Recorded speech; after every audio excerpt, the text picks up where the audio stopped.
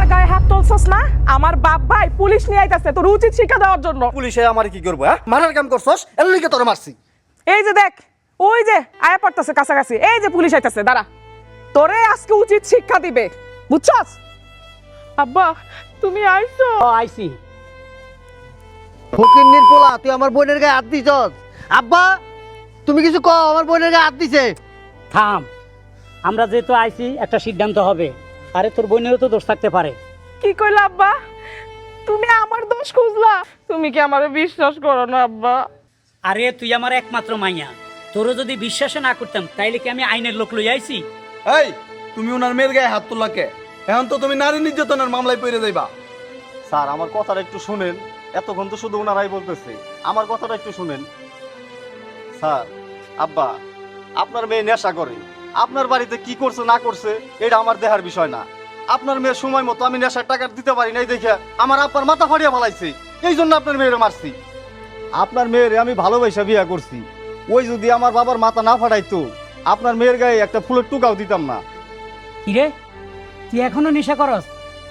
হ্যাঁ, এত একটা ভালো ছেলের সাথে তোরে বিয়ে দিছি নেশা করার জন্য? মারে, এখনো সময় আছে, ভালো হয়ে যা। তুই যে আমার মেয়ে, নাহলে কিন্তু আমি তোরাও ছাড় দিব না। আপনি সার দেন আর না দেন ওটা আমার দেহার বিষয় না। আমি আপনার মেয়ের লগে আর সংসার করতে পারুম না। আবারে সংসার করো বা না করো সেটা পরের বিষয়, আগে আমার বিয়ে তোমার ভাব কই ওনার একটু দেখি। এই, তোমার বোন নামে যদি কোনো লিখিত অভিযোগ থাকতো তাহলে আমরা ধরে নিয়ে যেতাম। আচ্ছা হারুন সাহেব, এটা আপনাদের পারিবারিক ব্যাপার, আমরা তাইলে চলে যাই। স্যার সরি আপনাদেরকে আনার জন্য। আসেন। ঠিক আছে, আসসালামু আলাইকুম। চলো তোমার বাপেরে দেখি। বিয়ের অবস্থা মনে খারাপ। হায় হায় রে, সাংঘাতিক ব্যথা পাইছে রে বেয়াইয়ে। বেয়াই, অভিশাপ দিয়েন না আমার মেয়েরে, আমি আমার মেয়ের বিচার করুম। হ আইছি।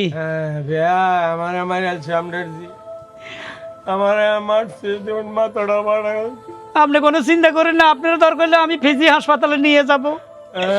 আমার মেয়েরে ক্ষমা করে দেন, আপনার সামনে আমি মেয়ের আজকে শাসন করে যাব। অভিশাপ দিয়েন না।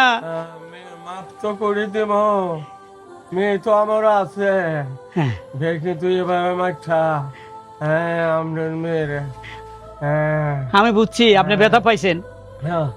হ্যাঁ বেয়াই, বেয়াই। হ্যাঁ, আব্বা, আব্বা হলো বয়স্ক লোক, যে বাড়িটা মারছে, আবার যদি কিছু হয়ে যাইতো আল্লাহ না করুক। এটা কাম করলি তুই? এই জন্য তোরে বিয়া দিছি, শ্বশুরে মারার জন্য? বেয়াই, জীবনে যদি ওই আপনার গায়ে হাত তোলে বা জামার গায়ে হাত তোলে, ওরে আমি এসে নিয়ে যাব, আপনার বাড়ির ভাত খাইতে দিব না, ঠিক আছে? না, আচ্ছা আচ্ছা ঠিক আছে। এই শুন, তোর এটা কিন্তু শেষ, লাস্ট সুযোগ। যদি আর কোনোদিন বিয়ের গায়ে হাত তুলছস বা জামাইরে বকাবকি করছস, জামাইয়ের গায়ে হাত তুলছস, তাহলে আমার বাড়িতেও যেতে পারবি না। সোজা তোরে আমি তালাক লইয়া একদম জঙ্গলের মধ্যে রাইখা। আব্বা ঠিক কইছেন, একা ঠিক কইছেন, বেশি অতিরিক্ত করে আব্বা। আব্বা আপনি এক কাজ করেন, আপনার মেয়ের আপনি নিয়ে যান, আপনার মেয়ের এই নেশা করার আগে বন্ধ করেন, তারপর আমার বাড়িতে দিয়ে যান, নইলে আমি আপনার মেয়ের নেশা ভাই, করতে পারবো না। আর এই ভুল করবো না, ঠিক আছে? মাফ টাফ করে দিয়েন। জামাই বাবা, আমি কথা দিলাম, এই হাত দে, আমার মেয়ে যদি আর নেশা করে আমি ডাইরেক্ট অ্যাকশনে যাব, ঠিক আছে?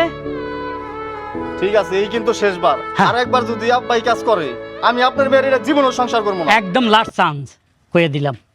চলো বাবা।